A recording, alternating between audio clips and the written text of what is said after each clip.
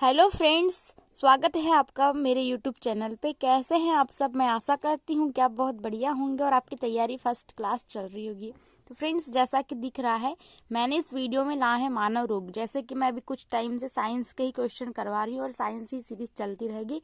इस पे जितने भी टॉपिक है मैं इसमें कवर करवाने वाली हूँ, तो आप वीडियो में एंड तक बने रहिए, क्योंकि ये जो टॉपिक है मानव रोग, ह्यूमन डिसीज, बहुत ज़्यादा इंपॉर्टेंट है और आपके ऑल एग्जाम के प्रिपरेशन में हेल्पफुल होगा। तो प्लीज़ वीडियो में एंड तक बने रहिए और प्लीज़ वीडियो को स्किप नहीं करिए। हाँ, और अगर आप मेरे चैनल पे न्यू है फ्रेंड्स, तो प्लीज़ चैनल को सब्सक्राइब करिएगा, क्योंकि मेरा जो चैनल है बहुत न्यू है, शुरू अभी जस्ट हुआ है, तो आपका सपोर्ट की बहुत ज़रूरत है। तो आप प्लीज़ सब्सक्राइब करिएगा, ज़्यादा से ज़्यादा शेयर करिएगा और आपको वीडियो अच्छी लगती तो प्लीज़ लाइक करिएगा। और हाँ, अपना फीडबैक कमेंट जरूर करिएगा कि आपको वीडियो कैसी लगी, वीडियो में कोई प्रॉब्लम है या कौन सा टॉपिक आपको चाहिए। आप कमेंट करना ना भूलें, भले ही लाइक नहीं कीजिए लेकिन कमेंट जरूर कीजिए, ठीक है, ताकि मुझे पता लगे कि मेरी वीडियो कैसी है या मुझे क्या बनाना चाहिए और कुछ सुधार करना चाहिए या नहीं। ठीक है, तो चलिए आगे बढ़ते हैं और मैं पहला क्वेश्चन लेके आती हूँ। तो फ्रेंड्स, पहला क्वेश्चन है कि निम्नलिखित में से कौन सा बर्ड फ्लू विषाणु है? तो फ्रेंड्स, इसका आंसर होगा 4th नंबर का ऑप्शन H5N1। यह बर्ड फ्लू विषाणु है, ठीक है। सेकंड नंबर का क्वेश्चन है, इबोला वायरस का नाम लिया गया है। तो जो इबोला वायरस है फ्रेंड्स, यह एक खतरनाक वायरस होता है और जो इसका नाम है वो एक नदी के नाम से रखा गया है, ठीक है। तो जो दूसरा नंबर का ऑप्शन है वो राइट होगा, एक नदी के नाम से इबोला। क्या याद रखना है? इबोला वायरस, ठीक है। थर्ड क्वेश्चन है, चिकनगुनिया बीमारी फैलती है। तो फ्रेंड्स, जो चिकनगुनिया बीमारी है वो मच्छर से फैलती है। तो जो फर्स्ट नंबर का ऑप्शन है वो राइट होगा कि जो चिकनगुनिया है वह मच्छर से फैलती है। अगला प्रश्न है, बीसीजी का टीका कितने उम्र में लगाया जाता है? तो फ्रेंड्स, जो बीसीजी है इसका टीका लगाया जाता है नवजात शिशुओं को, ठीक है। तो दूसरा नंबर का ऑप्शन राइट होगा। फिर है पांचवा क्वेश्चन, एड्स का कारण है। तो आप सभी जानते हैं कि एड्स न तो बैक्टीरिया से होता है न तो फफूंद से, यह जो होता है वायरस से होता है, ठीक है, HIV। तो जो थर्ड नंबर का ऑप्शन है राइट होगा। एड्स एक संक्रमण बीमारी है जो कि वायरस से होती है और इसका अभी तक कोई टीका नहीं है, ठीक है। अगला प्रश्न है छठवा, एड्स विषाणु में होते हैं। तो फ्रेंड, जो एड्स का HIV विषाणु होता है उसमें RNA प्लस प्रोटीन होता है। तो याद रखिए थर्ड नंबर का ऑप्शन राइट होगा कि जो एड्स विषाणु उसमें RNA प्लस प्रोटीन होता है। अगला प्रश्न है सातवां, काली मौत किसे कहते हैं? तो फ्रेंड्स, जो काली मौत है वो कहते हैं प्लेग को, है ना। तो जो दूसरा नंबर का ऑप्शन राइट होगा कि प्लेग को क्या कहते हैं? काली मौत कहते हैं। अगला प्रश्न है आठवां, निम्नलिखित में से कौन सा रोग जीवाणु के कारण उत्पन्न होता है? तो फ्रेंड्स, जीवाणु के कारण जो रोग उत्पन्न होता है वो होता है TB, ठीक है, ट्यूबरकुलोसिस बैक्टीरिया। तो जो फर्स्ट नंबर का ऑप्शन राइट होगा, क्योंकि एड्स तो जो होता है विषाणु के कारण होता है, अभी मैंने पीछे बताया था मलेरिया प्रोटोजोआ के कारण होता है, ठीक है। फिर 9th क्वेश्चन देखते हैं, निम्नलिखित में से कौन सा जल जनित रोग है? तो फ्रेंड्स, यहाँ से जो मलेरिया है वह जल जनित रोग है, ठीक है। तो जो थर्ड नंबर का ऑप्शन होगा वो राइट होगा कि जल जनित रोग कौन सा है? तो हैजा है। फिर है 10वां क्वेश्चन, टाइफाइड उदाहरण है। तो फ्रेंड्स, जो टाइफाइड है वो भी जलजन्य रोग है, ठीक है।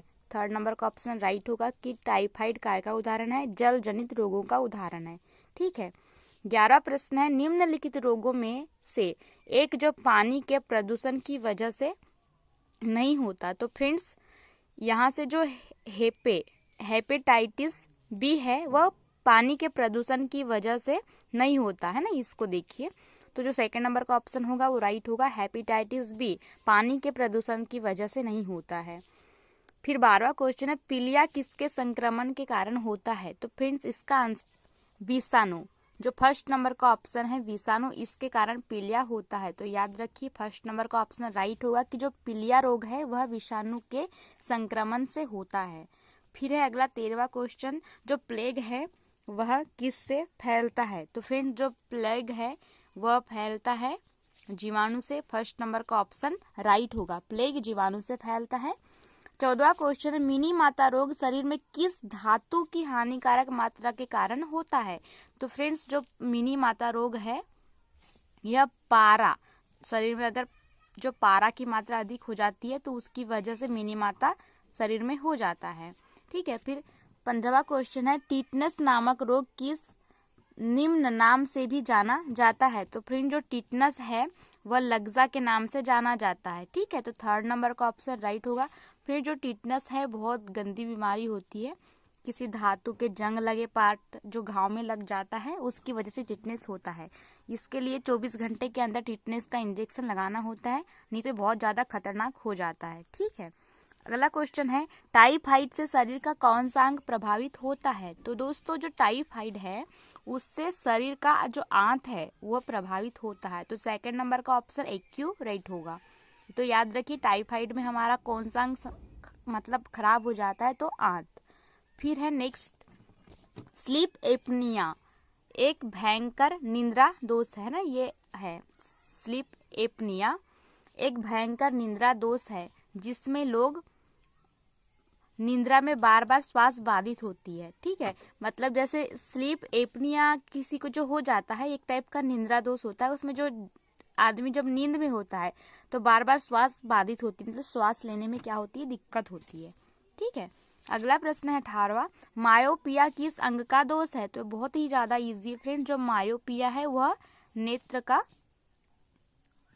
दोष है। ठीक है, तो ये जो निकट दृष्टि दोष होता है उसमें मायोपिया का मतलब कहा जाता है।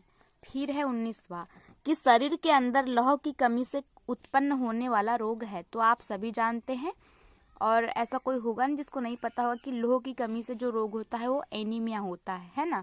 तो 1st नंबर का ऑप्शन राइट होगा। जो रतौंधी है विटामिन ए की कमी से होता है ना। टीबी ट्यूबरक्लोसिस बैक्टीरिया होता है उसकी वजह से होता है। और टिटनेस तो मैंने बताया था अभी, है ना। तो 1st नंबर का ऑप्शन इसका एक्यूरेट होगा। अगला प्रश्न है 20वां फ्रेंड्स, लेकिन इससे पहले मैं कहना चाहती हूँ कि अगर आप चैनल पे न्यू हैं, जाहिर सी बात है न्यू ही होंगे क्योंकि मेरा जो चैनल है वो न्यू चैनल है, अभी बहुत ज़्यादा फेमस नहीं है, तो आप प्लीज़ चैनल को सब्सक्राइब करिएगा और इसी विश्वास के साथ सब्सक्राइब करिएगा कि मैं आपको इससे बेस्ट कंटेंट प्रोवाइड करूँगी। बस आप सपोर्ट कीजिए और अपने दोस्तों में ज़्यादा से ज़्यादा शेयर करिए। चलिए 20वां क्वेश्चन देखते हैं कि निम्नलिखित में से किस रोग को एंटीबायोटिक द्वारा ठीक नहीं किया जा सकता? तो फ्रेंड्स यहाँ 4 रोग है, इसमें से जो खसरा है बीमारी, इसको एंटीबायोटिक द्वारा ठीक नहीं कर सकते। तो जो 2nd नंबर का ऑप्शन राइट होगा। यहाँ पे मेरे क्वेश्चन समाप्त होते हैं। Okay friends, thank you.